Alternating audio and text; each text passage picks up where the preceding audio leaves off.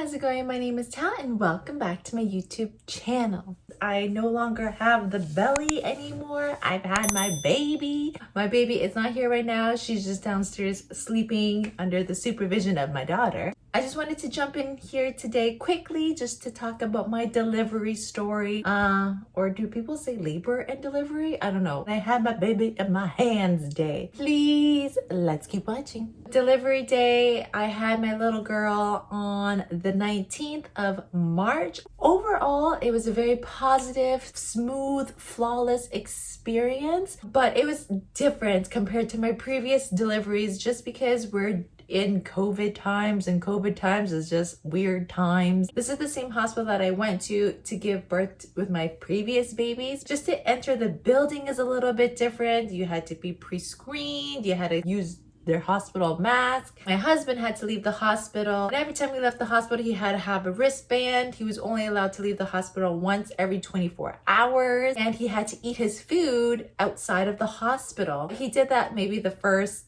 meal, but honestly, after that he just pretty much ate in our room. When you have a C-section, you're not allowed to eat for about I think 8 hours before your surgery. My surgery was actually scheduled for 3 o'clock in the afternoon. Couldn't eat after 6 o'clock in the morning, but there was a chance that I could have been called in earlier, which is what I was really crossing my fingers for, but that didn't happen. I could have had my last meal at 6 o'clock in the morning. 11:30 the night before my surgery, I was just eating everything. I ate beef jerky, a beef patty, yogurt, a granola bar. I was just loading up on junk food. Day of the surgery, we were supposed to check in at 1 o'clock, so I had pretty much the whole morning.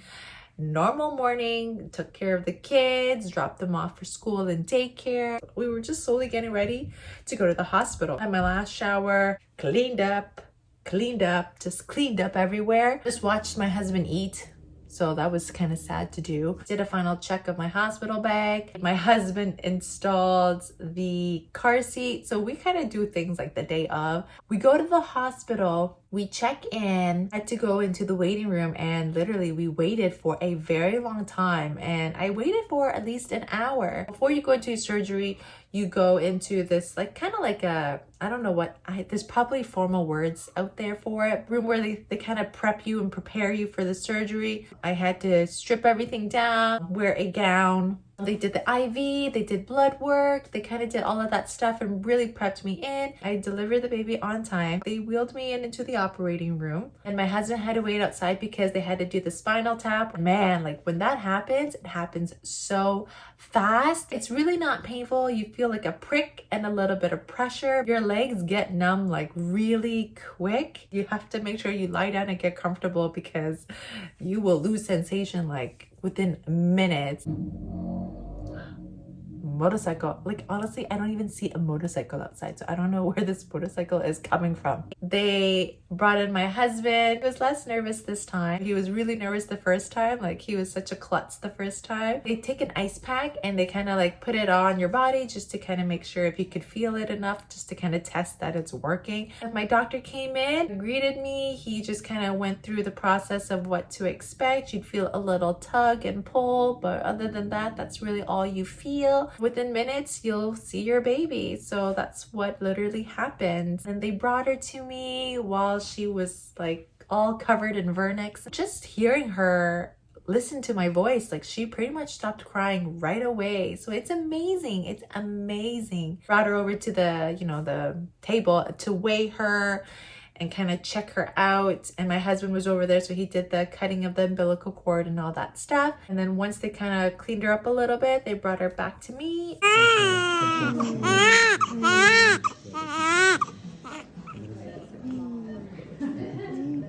I was also getting my tubes tied, so that took maybe some time to kind of do as well. After the surgery, they wheel you back into the room where you were prepared in. This is where they were coming in to kind of check in on you for the first hour. And after everything was good, then they would take you to your recovery room or your mother and baby unit room, right? I don't know what they call it. I tried to breastfeed and that was really successful. She was really hungry, as was I. Latched on right away. And you know me, I'm just when can I eat? I knew I wouldn't be able to eat for quite a while, but I just had to ask because I'm hungry.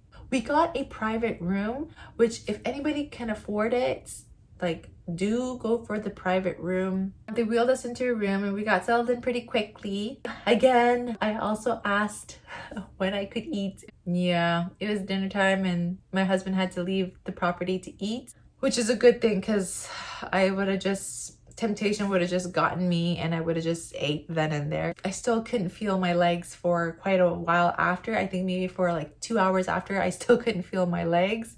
I didn't eat until maybe 10 o'clock at night. The hospital gave me like chicken noodle soup, just some bland food, some simple foods. Anyways, like it was the best meal ever because I was so starving. Just anything that touched my lips was just so delicious. By the way, like I have to share that I recorded pretty much all of my meals at the hospital because I was so impressed with the food. Hospital foods, like I know they have a reputation of being bad, but like man, like I was in heaven. I don't know why. It was like, doesn't look so delicious, but it was so delicious.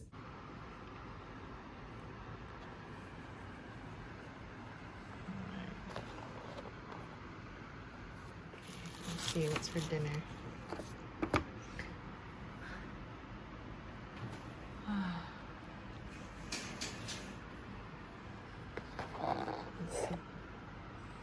Ooh, looks so good. Well, that's the first day. First night was just kind of doing a lot of skin to skin, focusing on breastfeeding and trying to sleep where I could so that I can get ready for the nighttime feedings. First night was a little bit tough. I had to get up a few times to feed the baby. I still needed help to kind of get the baby out of the bassinet. My husband was sleeping. I don't know, he just did not wake up when I called him. Babe, like wake up, like I need your help, like get up, I need you to get the baby for me. He was completely passed out. I had to like maneuver myself to get the baby out of the bassinet myself. You shouldn't be doing that after you've had surgery. I was like literally shouting for him and he was like literally like 3 feet away. Second night was all about the cluster feeding. So she did do her cluster feed. It is the 21st. It was a brutal night last night. I think I only slept maybe an hour, 2 hours max. It's like 8:30 now in the morning. Baby's going through cluster feeding. Oh, she's on and she's stuck on the boob for a long time. So after 12 hours, they got me to move around, took out the catheter, measured how much pee I had. I had to pee in a bucket I had to make sure I peed in a bucket so that they could measure how much pee I was discarding out of my body. There was a lot of blood. Like I was changing pads all the time. Here's the view from my hospital room. And then boom, hospital stuff, towels, container to hold your pee or whatever it is. And massive, massive pads, which I'll show you how massive they are. Like, look at this. You can't get this anywhere outside of the hospital. Doesn't this turn you on, guys? I got up and out of bed pretty easily, pretty quickly. I remember the first C-section, it was so hard to get up and I felt like this is gonna be a long recovery. But this third one, like I was just like, whoop. I did walk around in the hospital for a little bit, but every time you leave your room, you had to put on a mask. I'll show you the washroom.